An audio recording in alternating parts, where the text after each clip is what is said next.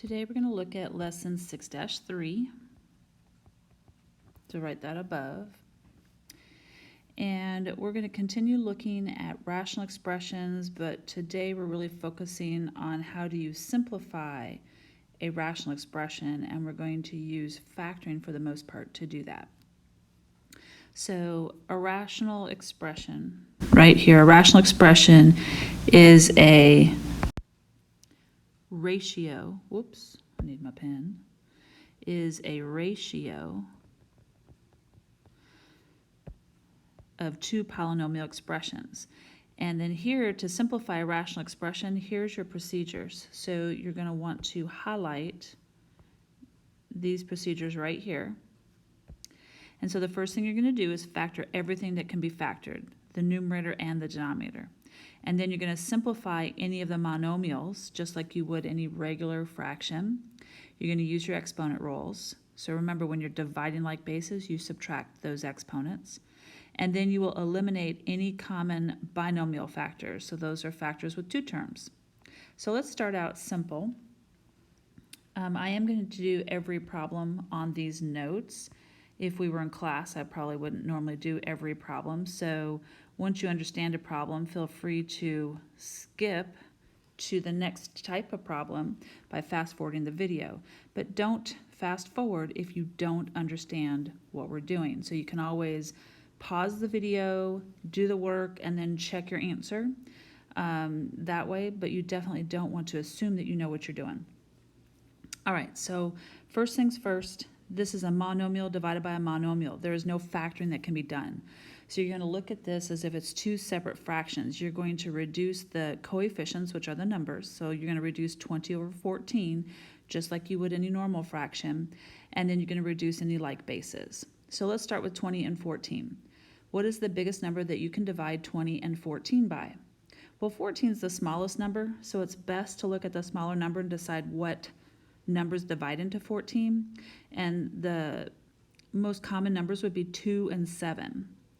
Well, 7 doesn't go into 20, but 2 certainly does. So I'm going to divide 20 by 2, and I get 10.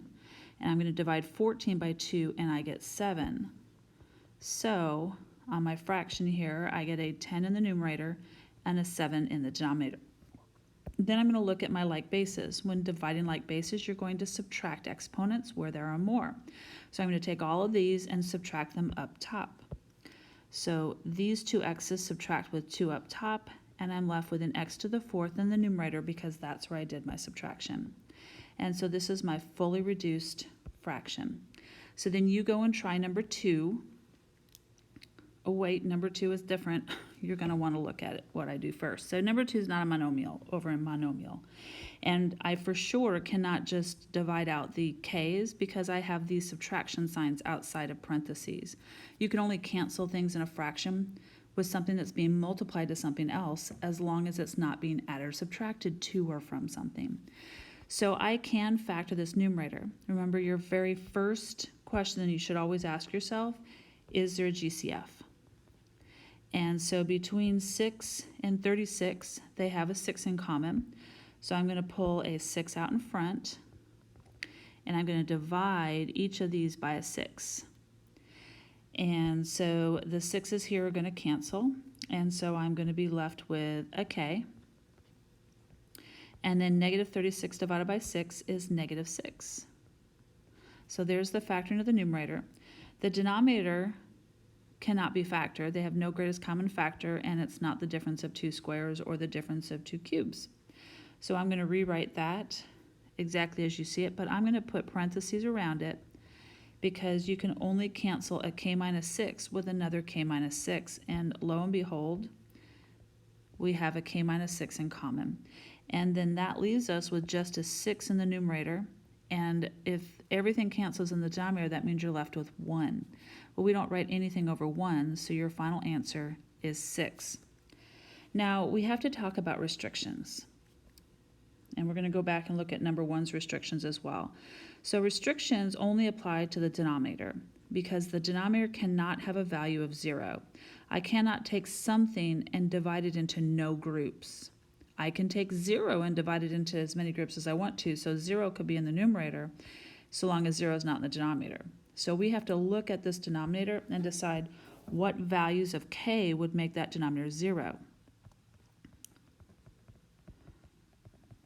So you're not going to like doing this, but it's not really that difficult. So you're always going to take your denominator and set it not equal to 0. And then you're going to solve for k. So I want to get k by itself.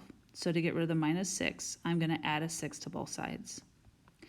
And so my restrictions for k would be that k cannot equal 6. Because if k is equal to 6, if I put 6 here, 6 minus 6 is 0, and I cannot take anything and divide it by 0. So I have to add on to this answer this restriction over here. So I'm going to add on to here that k cannot equal 6.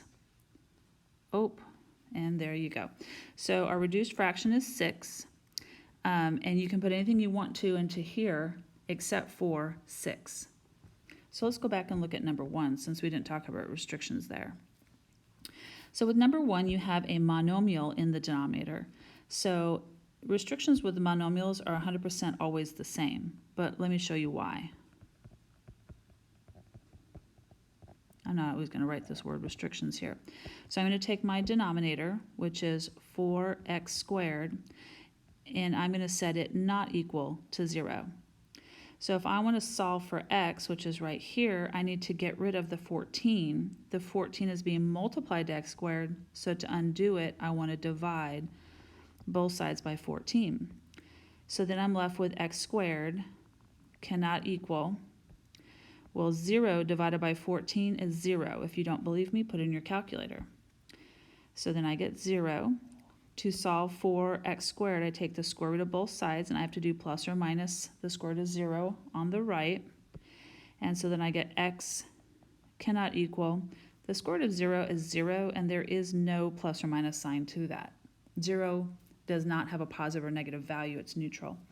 So I need to add onto here that x cannot equal 0. 100% of the time, when you have a monomial in the denominator, whatever variables are there, they will not be allowed to be 0. Because if 0 is the value for x, if you square 0, you get 0. 0 times 14 is 0. That's going to create a 0 in that denominator, and we cannot have the denominator being equal to 0. All right, so let's look at number 3. So for number 3, we have to factor, factor, factor. So look at the numerator. There is no greatest common factor, and it is not the sum of 2 cubes. Even if it were the sum of 2 squares, remember you cannot factor the sum of 2 squares. So I'm going to keep the numerator as is, but I'm going to put it in parentheses, so I get y plus 8. And then the denominator, remember I told you I was not going to go back through and review factoring. So if you need to review factoring, go back and look at the videos on factoring. Go to Khan Academy and look at the videos on factoring. Find any method to learn how to factor. But here we go. So there's no coefficient in front of here. So I'm going to take the factors of 48 that subtract to give me 2. That's going to be 6 and 8. So the y squared becomes y and y, and then we have 6 and 8. Because my 8 is larger, it carries the same sign as this middle term here. So my 8 is going to be a positive. The 6 is going to have to be a negative in order for the 6 and the 8 to combine to be a negative 2. So then the y plus 8s can cancel out, and we end up with nothing in the numerator. We get a 1 over this y minus 6. But remember, we have restrictions. Now, look at your fully factored denominator for restrictions. You need to set both the y minus 6 and the y plus 8 not equal to 0. Even though the 8's canceled out, and they're not here anymore, you always have to look at your fully factored original denominator, because this right here does not know what it came from. In other words, if you put this in your calculator, 1 divided by, and use parentheses here, and look at the graph, and compare that to this, you have to make sure you put the numerator in parentheses and the whole denominator in parentheses. Their graphs will be identical, but this one is going to allow certain restrictions that this one won't, mostly because this one doesn't understand that it came from this one. So for your restrictions, I'm going to set y minus 6 not equal to 0 and the y plus 8 not equal to 0. So to solve for y, we're going to add 6.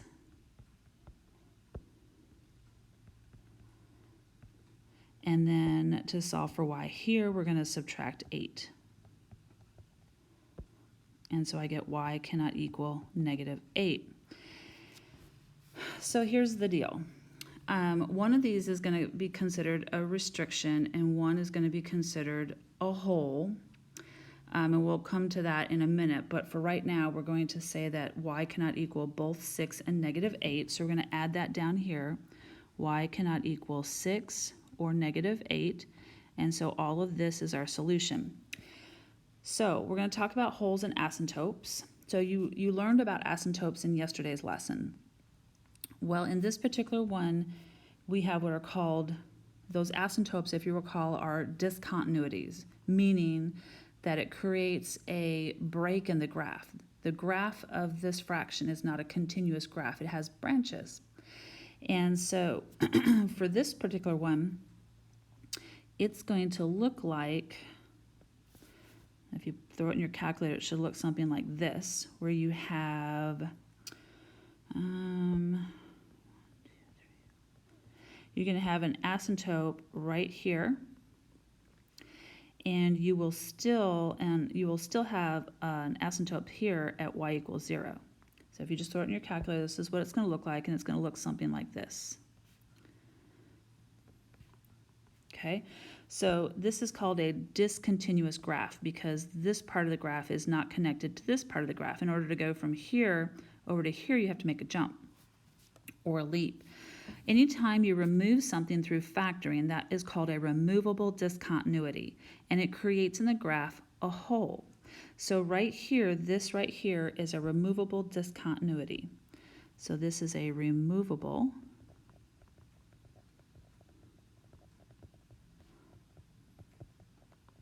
I'm just going to abbreviate it, discontinuity, right here, this one. And so this is called a hole. So we're going to have a hole on our graph right here where y would be -8. And so because it says y, we don't have an x, and so normally when we're graphing this, it'll be an x, but I'm just getting you ready for what's coming. So this is going to create a hole in the graph, and I will teach you later how to find that hole. This right here is a non-removable discontinuity because you still see here in the final answer that y cannot equal +6. So for right now, consider both of these just restrictions, but one's removable and one is not. So then look at number 4. You go ahead and factor the numerator. Well, let me help you with factoring that numerator first, because you have got to factor out this greatest common factor of 2 first. If you don't factor out the GCF of 2, and down here it has a GCF of 8, you're going to be in trouble. So do at least start out with factoring out a 2 and an 8. So you're going to divide each of these by 2, right? And so you're going to get an r squared minus an r and minus a 20. And then down here, you're going to divide each of these by 8, and you're going to get an r and a +4. All right? So then you try to factor from there and then look to see what your answer should be. So for here, this is a trinomial. There's no coefficient in front. So we're going to look for the factors of 20 that subtract to give you -1, because there's a -1 here. So the 2 is not going to disappear. But the trinomial is going to break into 2 binomials. The r squared becomes r and r. And then the factors of 20 that subtract to give me 1 would be 4 and 5. 5 is the bigger of the 2, so it carries the sign of the middle term. 4 is going to have to be positive to make -5 and -1. And we'll have it all over 8. And then the r plus 4 is not factorable. And so we have a couple things that we can reduce. So you've got these monomials out here, so you've got to reduce those just like they're just a fraction 2 over 8. And then we have these binomials. So I'm going to look to see what can I divide 2 and 8 by. So I'm going to start there first. And they're both divisible by 2. So 2 divides into 2 once, and 2 divides into 8 4 times. And then if you look at your binomial factors, they have an r plus 4 in common. so I can cancel an r plus 4 with an r plus 4. And our resulting fraction is going to be r minus 5 in the numerator. And then don't forget about the 4. You have a 4 times, oops, not times anything. So you just have a 4 in the denominator. But we still have restrictions. So when you look at your restrictions, you have to go to your fully factored denominator, which is this right here. Now, normally I would set the 8 not equal to 0, but it doesn't have a variable in it that would cause the 8 to be 0. So we are not going to set this equal to 0. If you set the r plus 4, I'm going to do that over here, r plus 4 not equal to 0, you're going to subtract 4, and you'll get r cannot equal negative 4. So you have to add that as your restrictions. Now let's talk about, is that restriction a removable or a non-removable discontinuity? Since we removed it through factoring, this is a removable discontinuity. It's going to create a hole, which I'll show you how to deal with later. All right, let's move on to number 5. So number 5 has some interesting things going on here. So you have the difference of two squares. So we're going to factor that with that plus minus pattern. The square root of p squared is p, and the square root of 49 is 7. As I go and I look at the denominator, it's not factorable, but 7 minus p is really close to p minus 7. So you cannot cancel them because they're not exactly the same. The 7 is positive and the 7 here is negative. And the p here is negative and the p here is positive. So they're really not the same, but I could factor a negative out of both of these terms, a negative 1, and create a sign change. And here's what I mean by that. So if I factor out a negative 1 out in front, and I divide each of these by a negative 1, I get a negative 7 and a positive p.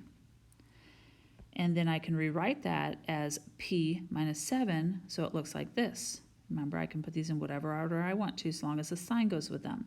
So in my denominator, I get a negative 1 times, and I'm going to flip these around, but keeping their signs, and I've got a p minus 7. So there's a trick that you can use. And so now I have a p minus 7 in common that can factor out. So I can cancel that out, and I'm left with a p plus 7 over negative 1. Well, we don't normally write anything over negative 1 or positive 1, so I'm going to actually divide each of the items in the numerator by negative 1. And so I end up with a negative p minus 7. But I have restrictions, because you have to go back and look at your originally factored denominator. So if I go to here, remember this does not have a variable associated with it, so I don't have to set it equal to 0. But here, if I set p minus 7 equal to 0, you would add 7 to solve. So p cannot equal 7 is attached to that answer. Now the question is this removable or non-removable?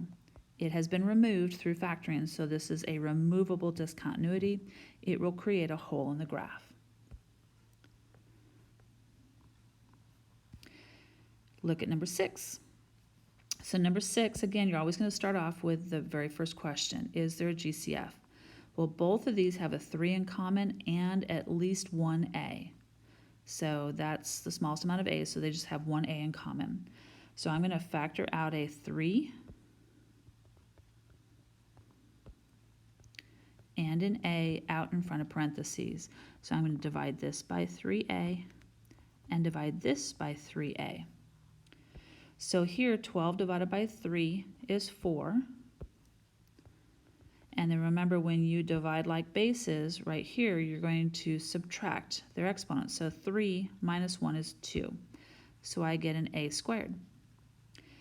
And then anything divided by itself is 1. So yes, the 3's and A's cancel each other out, but remember there's a 1 left there. Anything divided by itself is 1, so you get a minus 1. That binomial is still factorable, but we'll come back to it. For here, the numbers have a 6 in common, and they have 2 A's in common. So the most I can take away from both of them and take the same amount is 2 A's. So I'm going to factor out a 6 and an A squared. So divide this by 6a squared, divide this by 6a squared. And I am left with 12 divided by 6 is 2. And then a cubed divided by a squared, subtract, you get a to the first. And then plus 6 divided by 6 is 1, a squared divided by a squared is 1, so I get a plus 1. Now, let's go to the numerator. This is the difference of two perfect squares. Remember, 1 is a perfect square. So I can continue to factor that numerator into a plus-minus pattern. The square root of 4a squared is 2a. That's a 2a. And then the square root of 1 is 1. And then that's all over 6a squared times 2a plus 1. So with the monomials, I can reduce the 3 and the 6. I can divide both of them by 3. So 3 goes into 3 once, 3 goes into 6 twice. And then I can subtract exponents here, but there are more a's in the denominator, so all the a's up top are going to cancel with 1 in the bottom. So far, I have a 2a to the first in the denominator. Then as far as the binomials go, I have a 2a plus 1 in common here, so that can factor out, so I can cancel those. And so I'm left with a 2a minus 1 in the numerator. And then that's 2, well, all right, my line is too long, but we won't let that bother us. Okay, so let's look at restrictions. So I have some removable and non-removable discontinuities. So if I look at my denominator, remember any monomial right here will create a restriction of 0 for whatever variable is in there. So a cannot be 0. And here I'm going to set this not equal to 1. So off to the side, 2a plus 1 cannot equal 0. So if I'm solving for the a term, I'm going to subtract 1, and I get 2a cannot equal negative 1, and then divide by 2. And so a cannot equal negative 1/2. So that is my reduced answer. Remember, you cannot cancel the 2's and the a's because this can only cancel the 2a minus 1.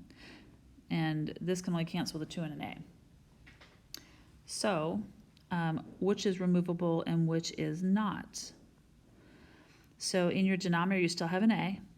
So this is still there. It's not removable. But we did remove this one. So this is your removable discontinuity. This is your non-removable one. This one will create a hole. This one's going to create an asymptote. That's all I'm asking you to identify right now is whether it's a hole or an asymptote. And we will, on the next lesson, discuss how those are graphed. All right, so look at 7. Number 7, is there a GCF in the numerator? So between 6, 8, and 2, they have a 2 in common, and these two have a 2 in common. So for both of them, I'm going to factor out a 2. All right, so I'm going to pull a 2 out in front.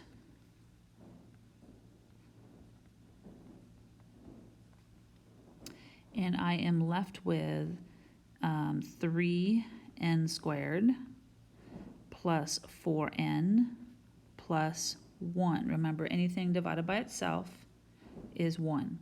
Then here, I'm going to factor out a 2 as well and take that out in front. And I get n squared.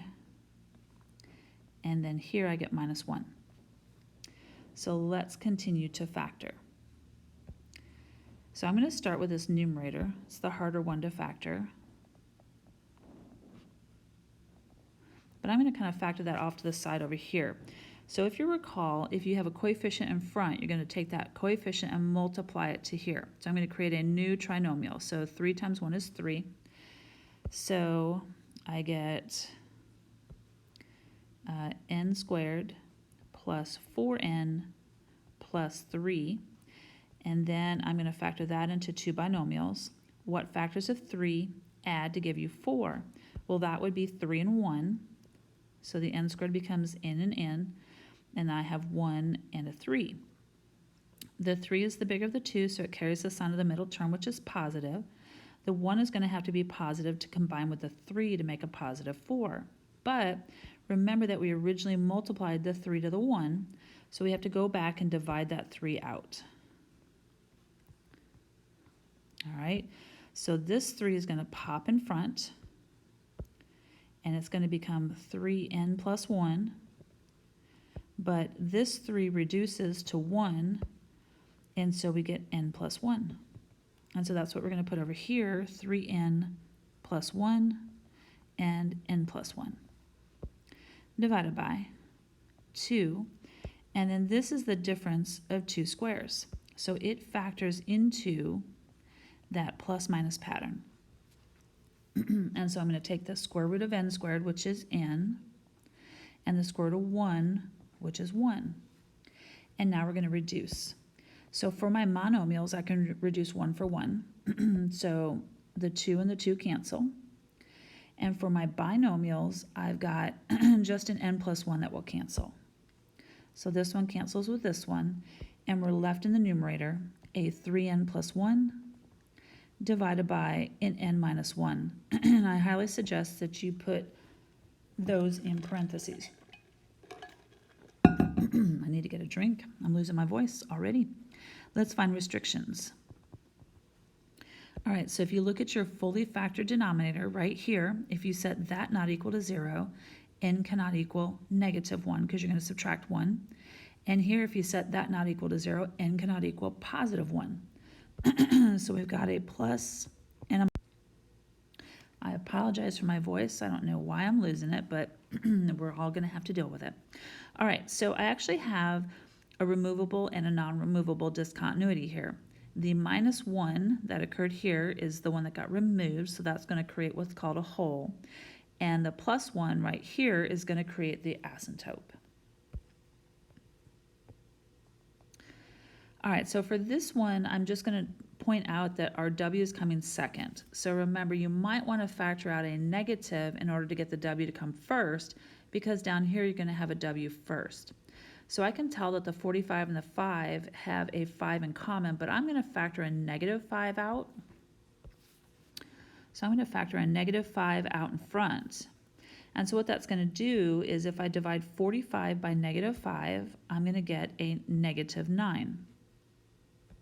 And if I divide negative 5w by a negative 5, the negative 5s are going to cancel, and I'm going to end up with a positive w, which means in my numerator, I'm going to have a negative 5 out in front,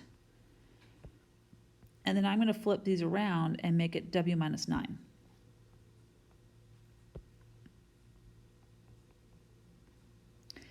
So then in the denominator, of course, the first thing I look for is their GCF.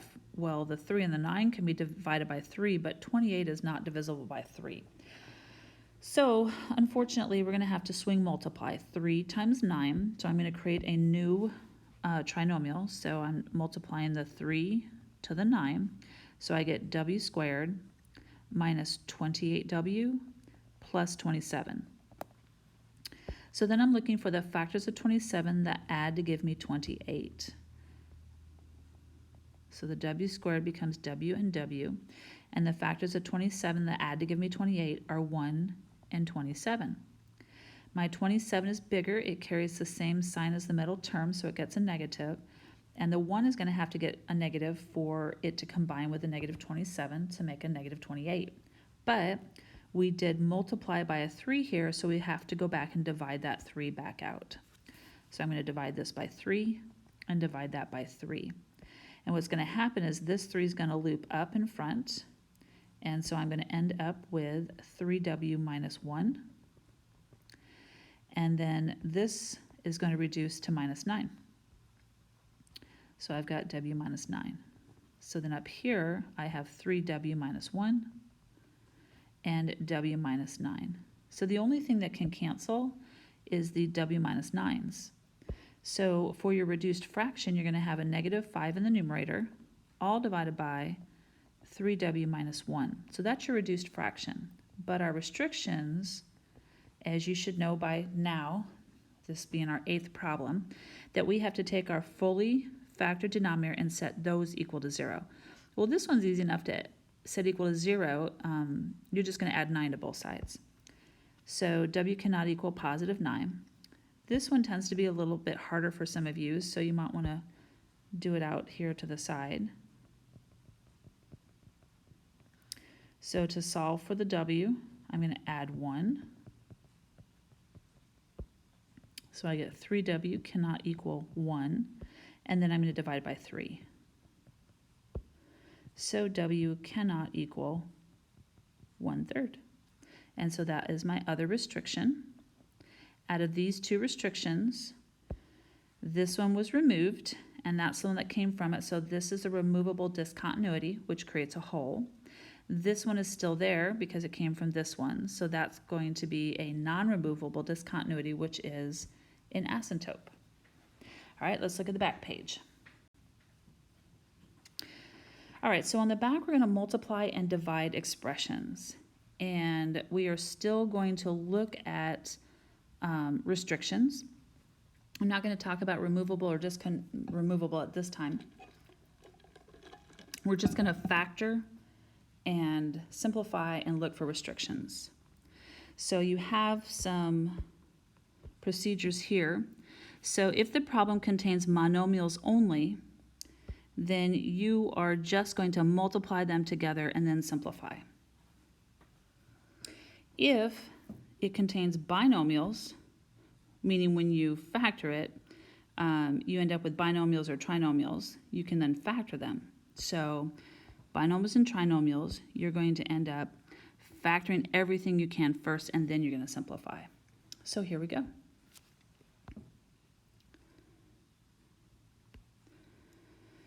All right, so this one is just made up of monomials. So what we're going to do is go ahead and just multiply straight across, multiply straight across. Remember, when we multiply like bases, we add exponents. So 6 times 10 is 60. And then x squared times x cubed, add those exponents, you get x to the 5th. And then 3 plus 4 is 7, so I get y to the 7th.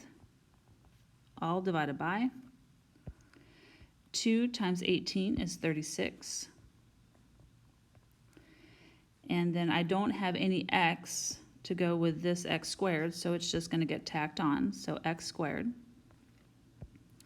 And then 2 plus 2 is 4, so we get y to the 4th. Then from here we're going to simplify. So I want to look at 60 and 36 and decide what's the biggest number I can think of that will go into both of them. Well, most of you are going to be thinking, I think it's probably 6. Well, there's actually a higher one, but for right now it's 6.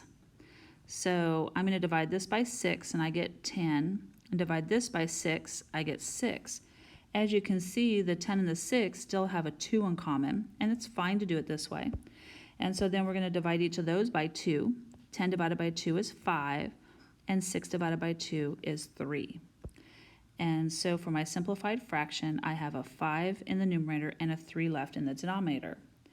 And then we're going to focus alphabetically on our like bases. So remember, with like bases, you want to subtract exponents where there are more. So here's my like bases. I'm going to subtract the x squared up here.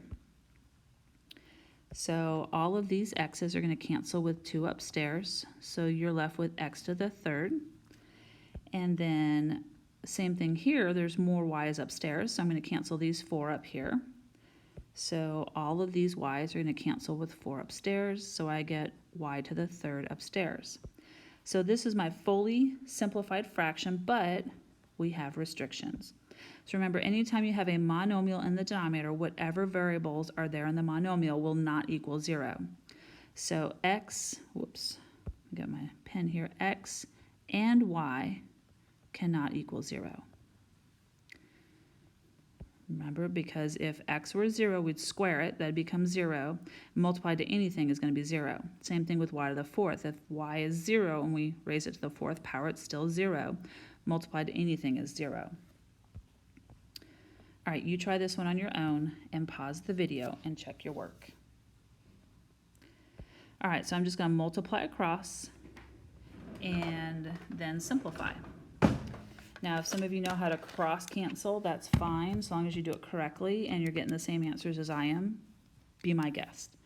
All right, so 4 times 5 is 20.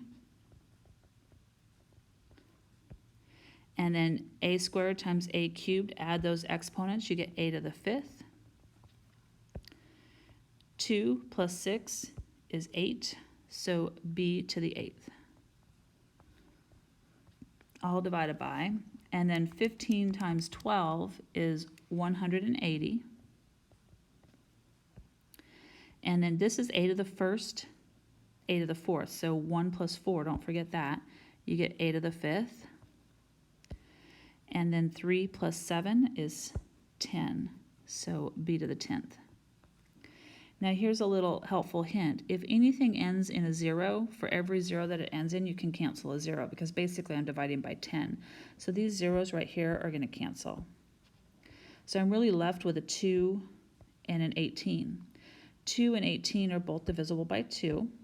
So 2 goes in here once, 2 divides in here 9 times. So in my reduced fraction, I have a 9 in the denominator. I'm not going to put 1 as a coefficient. And then my a to the 5th completely cancel, so they're not in my fraction at all. And so it looks like I'm getting a much shorter fraction, so I'm going to erase that. And then b to the 8th and b to the 10th, there are more b's in the denominator. So all of these b's are going to cancel with 8 here, so I'm going to be left with b to the 2nd in the denominator. So what does that mean is left in the numerator? If everything's gone in the numerator, you've got to put 1 in as a placeholder. And then we need restrictions. A and b cannot equal 0. It's a monomial, so anytime you have a monomial, the restrictions automatically are for every variable that's in there is 0. Even though the a to the 5th is gone, and it's not here, it was there in the original fraction, so it has a restriction. All right, let's look at 11. Now 11 and 12 have binomials and trinomials, so you have to use all your factoring skills. So I'm going to start here. I'm going to factor each of these as if they're 4 different problems. So I'm going to start with, is there GCF? So they both have a 4 and they both have an x in common. So I'm going to factor out a 4 and an x out in front. So each of these get divided by 4x and 4x. So here my 4's are going to cancel, and then x squared divided by x, subtract those exponents, you get just an x. And then don't forget, anything divided by itself is 1. So even though the 4's and the x's cancel, I have a minus 1 there, divided by. Then for this one, there is a 2 in common. They all have a 2. So I'm going to start off by factoring out a 2 from here, and I'm just going to divide them each by 2. So I'm just trying to save some room. So if I divide this by 2, the 2's are going to cancel, and I get an x squared. And then here, if I divide 4 by 2, I get a 2, and I'm going to tack on that x. So I get a plus 2x. And finally, negative 6 divided by 2 is negative 3. And so that is factorable. I'm looking for the factors of 3 that subtract to give me 2. So in my denominator, I have that 2 that I factored out in front, and I'm going to factor the remaining trinomial out as 2 binomials. So this x squared becomes an x and an x.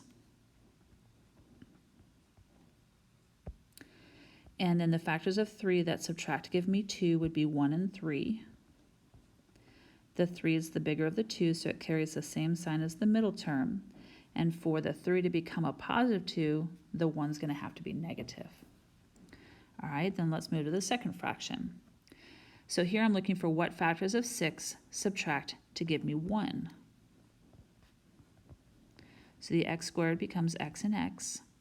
And the factors of 6 that subtract to give me 1 are 2 and 3. 3 is bigger, so it carries the sign of the middle term, and the 2 is going to have to be negative. All divided by. And then here, these have a 4 and an x in common. So I am going to factor out a 4 and an x, and a 4 and an x, and a 4 and an x out in front. So the 4's here cancel. 2 minus 1 is 1, so I get x to the first. And then 8 divided by 4 is 2. So that's a plus 2. And then my x's are going to cancel. And so that is the fully factored form. Now before I start canceling, I'm going to actually determine my restrictions based upon the fully factored denominators of both fractions. So let's just start there. So I have monomials. Well, this one doesn't have a variable, but this one does, so I know that x is not going to equal 0. So x cannot equal 0 based upon that monomial. Then here, if I set that equal to 0, I'd add 1, so x cannot equal 1. And then here, if I set that equal to 0, I would subtract 3, so x cannot equal negative 3. And finally, here, if I set that equal to 0, I would subtract 2, so x cannot equal negative 2. So we actually have 4 restrictions. Some are removable, some are not, but we're just going to focus on restrictions here right now. Now, let's see what can cancel. So if I multiply everything all the way across, I mean, you could. I just want you to start to look at here. Couldn't I cancel anything, any one item with any one item in a denominator with one item in a numerator? So because there's a 4 here and a 4 here, I can actually cancel this 4 with this 4 because it's being multiplied to something. And I can cancel this x with this x, one in the numerator with one in the denominator, just like I am going to do with my binomials. So I've got an x minus 1 and an x minus 1 that can be removed. And I have a x plus 3 and an x plus 3 that can be removed. These cannot be removed because this is a minus 2 and this is a plus 2, so they're considered very different. So, and I also have this 2 left over. So in my numerator, I have just in x minus 2, but in my denominator, I have a 2 times in x plus 2. And I don't normally re-multiply anything out. It is a waste of your time, so do not go and re-multiply everything out. Just leave it factored. Okay, so you try 12 on your own, pause the video, and then check your answer. So if I factor 12, I'm going to start with the numerator first. So I'm going to divide these. They have a 5 and a v in common. So I'm going to pull out a 5v. And I end up with 2 minus v. That can be fixed. So, 2 minus v. Well, because my v is second, I don't like having my v second. So what if I'd factor out a negative 5v here instead? Let's try that instead. What would have happened? So what if I change this to a negative 5v? The reason I say that is I'm going to end up with a negative 5v out in front, and I'm going to get a negative 2, but a positive v. And the reason why I show that is because here's the negative 2, the v's cancel. These double negatives make a positive. The 5's cancel, and 2 minus 1 is 1, so 1v. Can't I reverse those and make that a v minus 2? Notice that I kept the same sign with those, and the reason for that is because these are all going to have their v's coming first. So that would be a better option for me. So I'm going to put a negative 5v times a v minus 2 for my numerator. So that was actually the tricky part. Then for my denominator, what factors of 18 add to give me 11? Well, my v squared becomes v and v, and that would have to be 2 and 9. My 9 is bigger, so it gets the same sign as the middle term, and the 2 is also going to have to be negative, times the numerator. So here, I'm going to look for the factors of 9 that subtract to give me 8. So the v squared becomes v and v. The factors of 9 that subtract to give me 8 would be 1 and 9. 9 is the bigger of the two, so it carries the sign of the middle term. the 1 is going to have to be positive to make the negative 9 a negative 8. And then you cannot factor 15v. So then from here, look at your two monomials. You got a minus 5v and a 15v. I can divide this by 5 and divide this by 5. So if I divide negative 5 by 5, I get a negative 1. And divide 15 by 5, I get a positive 3. Then these v's are going to cancel 1 for 1. And then your v minus 2's are going to cancel 1 for 1. And your v minus 9's are going to cancel 1 for 1. And all that you have left in your numerator is a negative 1 and a v plus 1. So I'm going to write that as negative 1 times v plus 1, all divided by, in the denominator is left with just this 3. And then restrictions. V cannot equal. So I forgot to do restrictions before I started canceling, but let's start with a monomial. So we had this 15v here before we did any canceling. And so anytime you have a monomial, one of your restrictions for that variable will be it cannot equal 0. And then I've got to set each one of these equal to 0. So if I set that equal to 0, I'm going to add 2, so I get a plus 2. Here I'll add a 9, and so I get a plus 9.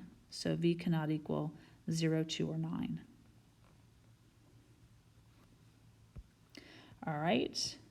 Then we're going to move on to division. So division is identical to multiplication, except for you're going to do, if you recall all the way back to elementary school, middle school, you're going to do keep, change,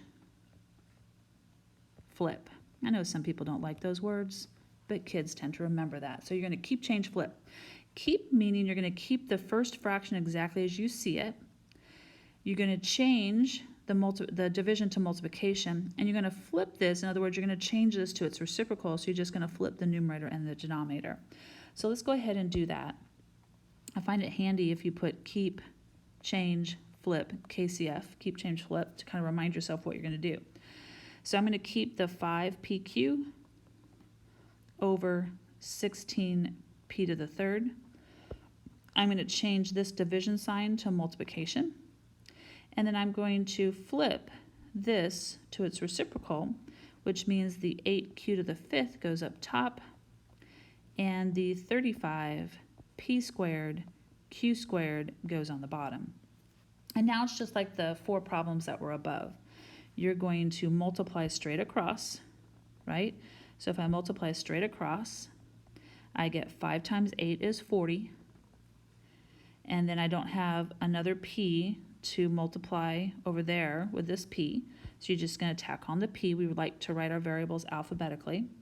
And then this is q to the first plus q to the fifth, so it's going to be q to the sixth. All divided by, we're going to do 16 times 35, which is rather huge. And that gives us 560. Whoops. 560. And then p to the third plus a p squared, so that's 5, so p to the fifth. And then there is nothing to multiply here to this q squared, so we're just going to tack on the q squared. Then we're going to reduce. So remember I told you that anything divides into 0, you can divide 1 0 for every 0 in the numerator and the denominator. So then I'm really just left with reducing 4 and 56. Well, I know that 4 goes into 56. So they're both divisible by 4. So I'm going to divide the numerator by 4. So 4 divided by 4 is 1. And 4 divides into 56 14 times. So in my new fraction, I get a 14 in the denominator. Then my p's, I have a p here and a p to the fifth. So we're going to subtract where there are more p's. So this p is going to cancel with 1 p here. So I get p to the fourth in the denominator. And then for my q's, there are more q's up top. So this q is going to cancel upstairs. So this q is going to cancel with 2 up there. So you end up with q to the fourth upstairs. And that's your fully simplified fraction. But, of course, we have restrictions. Because, and you always look at your fully factored multiplication statements denominator. Because these are both monomials, Remember, all monomials have a restriction of 0 for whatever variables are there. So P and Q cannot equal 0. All right, so 14. So 14 has trinomials and binomials in it.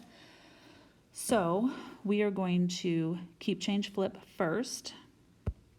So let's start there. Keep, change, and flip. So I'm going to keep the first fraction, 10 over 4x minus 8. I'm going to change division to multiplication, and then I'm going to flip the second fraction. So I get x squared plus x minus 6, all divided by 2x squared plus 6x. And then you're going to factor like we did before. So with the first fraction, the numerator does not factor, but the denominator you can factor a 4 out in front.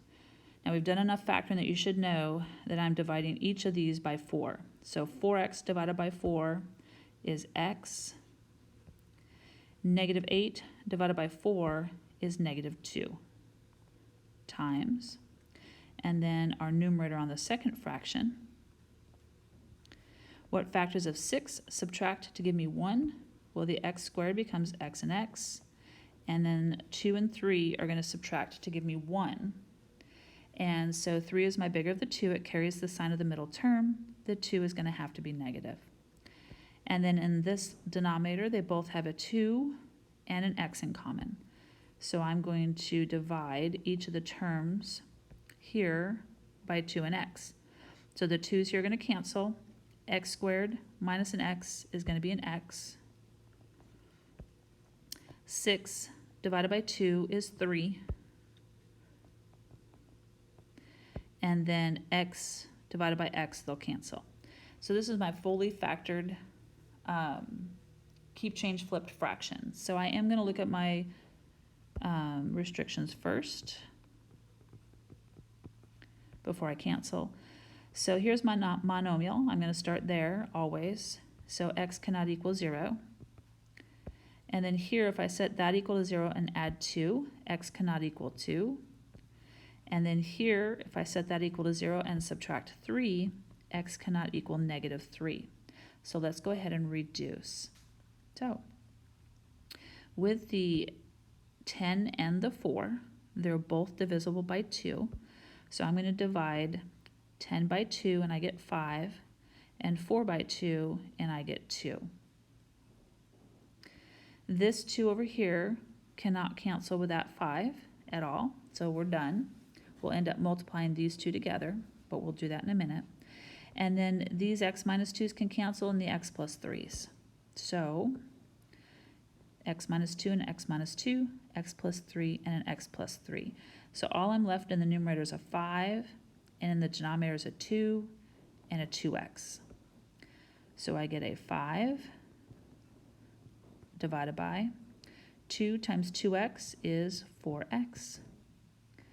And along with my restrictions, there's your final answer. Last two problems. So for these ones, you're going to factor, well, keep, change, flip, and then factor. So at this point, if you feel comfortable, go ahead and do these last two on your own and then check your answers after you've paused the video. So for the first numerator, I'm going to